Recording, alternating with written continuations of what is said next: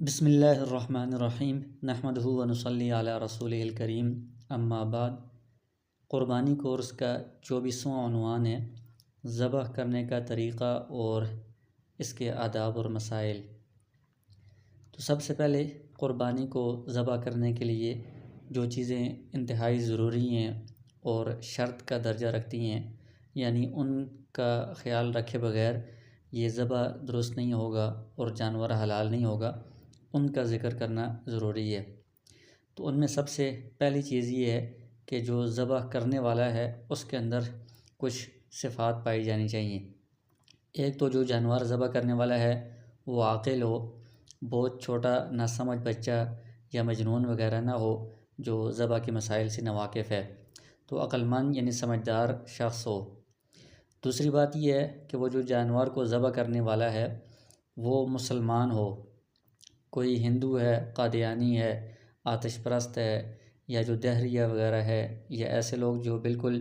کسی مذہب کو نہیں مانتے، تو یہ سارے لوگ مسلمان نہیں ہیں، ان کا ذبیحہ یعنی ان کا ذبح کردہ جانور حلال نہیں ہوگا۔ اسی طرح ایک اور شرط یہ ہے کہ جو ذبح کرنے والا شخص ہے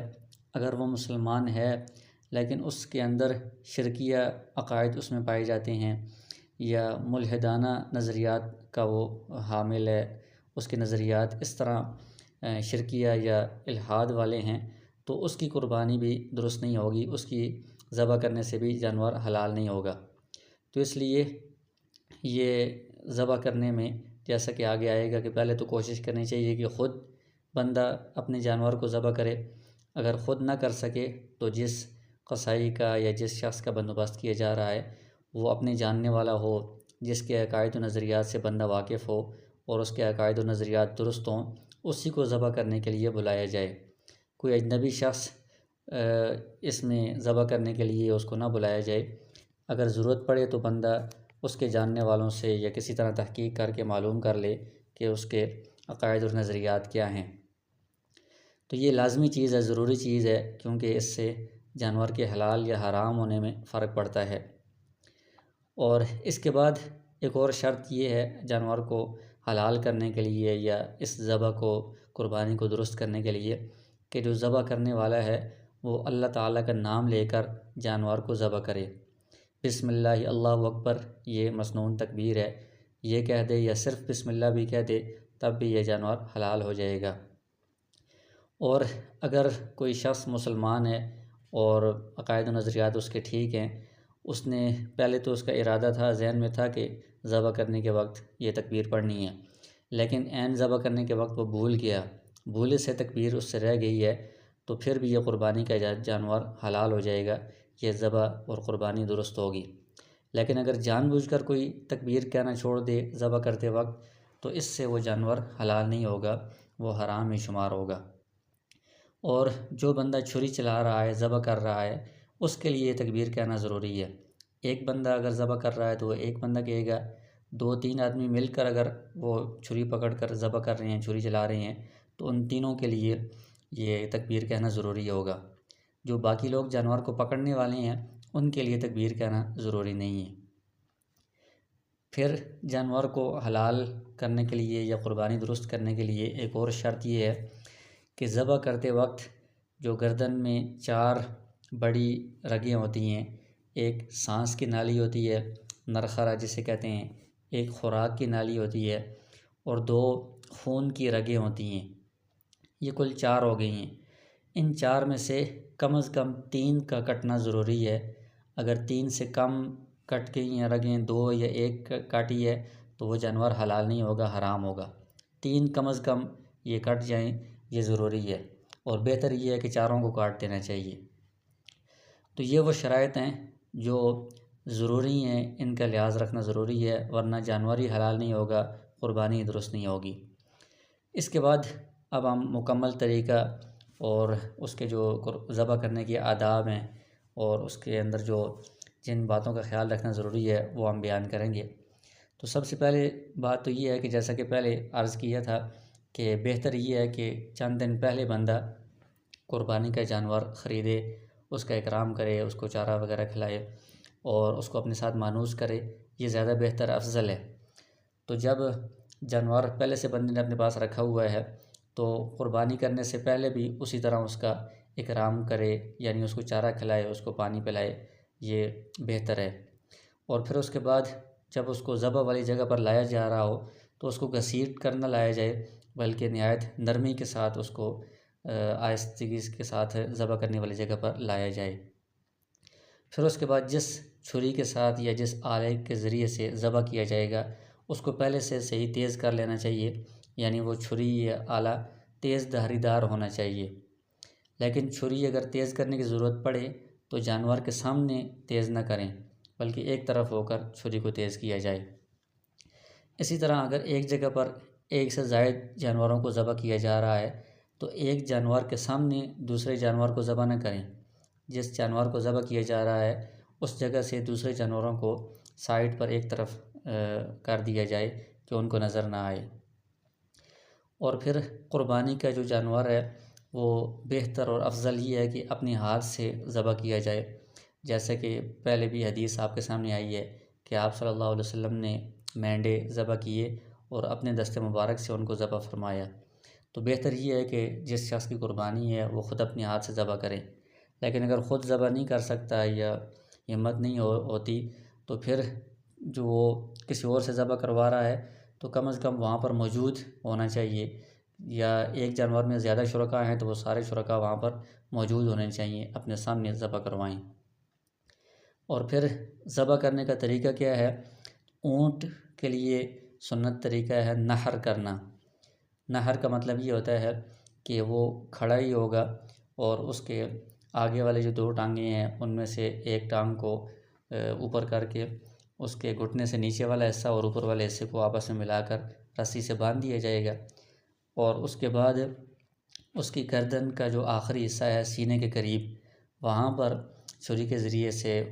اس کو ذبح کیا جائے گا، یعنی کٹ لگایا جائے گا، تو وہاں سے اس کا خون بہنا شروع ہو جائے گا۔ جب خون کافی نکل جائے گا تو وہ خود ہی بیٹھ جائے گا، پھر اس کو پورے طریقے سے ذبح کر دیا جائے گا گردن کے اوپر والے حصے سے۔ تو یہ نحر کرنا اونٹ میں سنت ہے۔ باقی جو جانور ہیں گائے، بیل، بھینس، بکری وغیرہ ان کو لٹا کر ہی ذبح کرنا یہ مسنون طریقہ ہے۔ پھر ذبح کرتے وقت جانور کو قبلہ رخ لٹانا یہ بھی مسنون طریقہ ہے، بہتر ہے۔ اگر آسانی سے یہ ممکن ہو تو ٹھیک ہے، اگر جانور کسی دوسری طرف گر گیا ہے اور اس کو آسانی سے قبلے کی طرف پھرنا ممکن نہیں ہے تو پھر اس کو بہت زیادہ مشقت میں نہیں ڈالنا چاہیے، جانور کو بہت زیادہ تکلیف میں نہیں ڈالنا چاہیے، پھر اسی طرف ذبح کر دینا چاہیے۔ اور جو ذبح کرنے والا ہے وہ بھی بہتر یہ ہے کہ قبلہ رخ ہو۔ تو اس کا طریقہ یہ ہوگا کہ جانور کا اس کی جو ٹانگیں ہیں وہ قبلہ کی طرف کریں گے تو اس کی جو گردن والا حصہ ہے جہاں پر ذبح کرتے ہیں وہ بھی قبلے کی طرف ہو جائے گا، تو بندہ اس کے اوپر پیٹھ والی طرف کھڑا ہوگا اور وہ ذبح کرے گا، تو اس طرح بندے کا رخ بھی قبلے کی طرف ہو جائے گا۔ پھر ذبح کرتے وقت قربانی کی نیت کرنی چاہیے، زبان سے کہہ دیں تب بھی ٹھیک ہے، ورنہ دل میں نیت ہونی چاہیے کہ میں اللہ کی رضا کے لیے یہ قربانی کر رہا ہوں۔ اور یہ دعا بھی ساتھ پڑھ لینی چاہیے، انی وجہت وجہی للذی فطر السماوات والارض حنیفا وما انا من المشرکین ان صلاتی ونسکی ومحیای ومماتی للہ رب العالمین۔ یہ دعا ذبح کرنے سے پہلے پڑھ لینی چاہیے۔ پھر جب اس کو جانور کو قبلہ رخ لٹا دیا ہے اور تیز دھاری دار چھری کا پہلے سے انتظام کر لیا ہے تو اب بسم اللہ اللہ اکبر تکبیر پڑھ کر اس کو ذبح کرنا چاہیے۔ اور پھر ذبح کرنے میں وہی ترتیب ہے کہ 4 رگیں ہیں تو بہتر یہ ہے کہ چاروں رگوں کو کاٹ دینا چاہیے، اگر چاروں نہ کٹیں تو کم از کم 3 ان میں سے کوئی بھی ضرور کٹ جانی چاہیے۔ اگر 3 نہیں کٹی ہیں، 3 سے کم کٹی ہیں تو پھر وہ جانور حلال نہیں ہوگا۔ اور ذبح کرنے کے بعد یہ دعا مسنون ہے، اللہم تقبلہ منی کما تقبلت من حبیبک محمد و خلیلک ابراہیم علیہم السلام، کہ اے اللہ اس قربانی کو تو میری طرف سے بھی قبول فرما جس طرح کہ آپ نے اس کو قبول فرمایا ہے اپنے حبیب حضرت محمد صلی اللہ علیہ وسلم کی طرف سے اور اپنے خلیل حضرت ابراہیم علیہ السلام کی طرف سے۔ تو یہ اردو میں بندہ یہ الفاظ کہہ دے تب بھی ٹھیک ہے۔ تو یہ اس کا شروع سے آخر تک مکمل طریقہ ہے کہ اس میں جو ضروری چیزیں ہیں ان کا تو لازمی خیال رکھنا چاہیے، ساتھ ساتھ یہ مزید جو آداب ہیں ان کا بھی خیال رکھنا چاہیے۔ اب اس کے بعد کچھ چیزیں ایسی ہیں ذبح کے دوران جو مکروہ ہیں، تو ان سے بچنا چاہیے۔ ان میں ایک بات یہ ہے کہ کند چھری سے ذبح کرنا، جو چھری تیز نہیں ہے تو اس سے ذبح کرنے میں جانور کو تکلیف ہوتی ہے، تو اس لیے اس سے منع کیا گیا ہے۔ اسی طرح اندھیرے میں ذبح کرنا، کہ جہاں پر روشنی کا صحیح انتظام نہ ہو تو وہاں پر ذبح کرنے میں، رگیں کاٹنے میں وہ صحیح پوری احتیاط نہیں ہو سکے گی، اس لیے یہ بھی مکروہ ہے۔ تیسری بات یہ ہے کہ جانور کے سامنے چھری تیز کرنا، یہ بھی اس کو تکلیف پہنچانے والی بات ہے، اس لیے اس کے سامنے چھری تیز نہیں کرنی چاہیے۔ اور اس کے بعد ہے قربانی کی جگہ جانور کو گھسیٹ کر لانا، تو نرمی کے ساتھ اس کو آہستگی کے ساتھ لانا چاہیے، کیونکہ وہ اللہ کے نام پر قربان ہو رہا ہے، تو اس کے لیے اس کو گھسیٹ کر لانا، بہت زیادہ تکلیف پہنچانا ٹھیک نہیں ہے۔ اسی طرح ذبح کرنے سے پہلے اس کو بے ہوش کر دینا، یہ بھی ٹھیک نہیں ہے، اگرچہ اس میں ذبح تو ہو جاتا ہے لیکن یہ مکروہ ہے۔ اس میں جانور کو شروع میں بے ہوش کرنے سے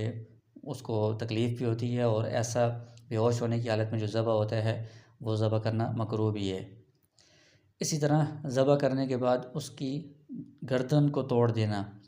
یعنی اس کی گردن کو مروڑ کر یا اس کی گردن کے اندر جو ہڈی ہے اس تک جو ہے اس کو چھری کو بہت زور زور سے مارنا، یہ ٹھیک نہیں ہے، کیونکہ ابھی تک اس کا پورا سانس نہیں نکلا تو اس کو تکلیف ہوتی ہے۔ تو صرف رگیں کٹ گئی ہیں تو بس یہ کافی ہے، اس کے نیچے ہڈی کو کاٹنا یا ہڈی کے اندر جو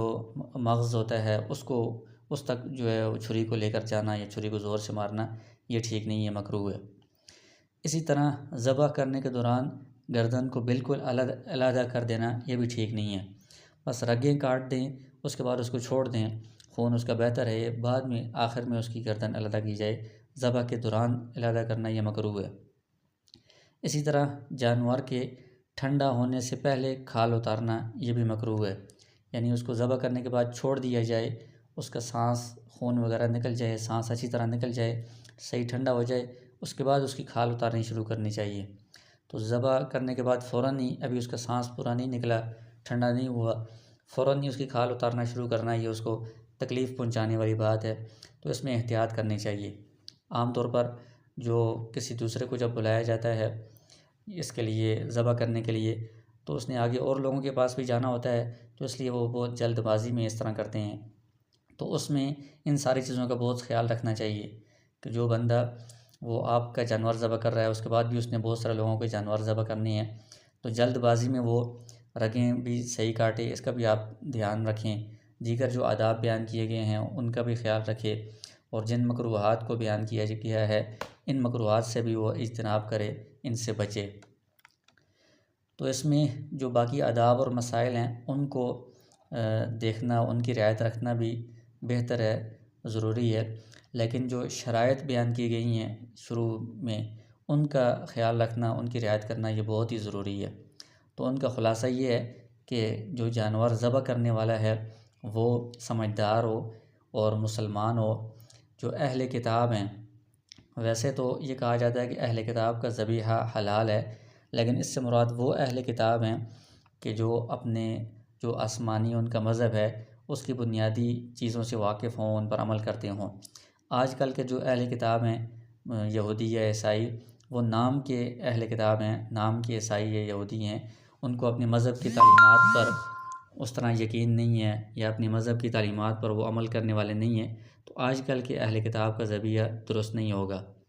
تو ذبح کرنے والا مسلمان ہو، اور مسلمان ہونے کے ساتھ ساتھ شرکیہ یا ملحدانہ عقائد و نظریات سے وہ دور ہو۔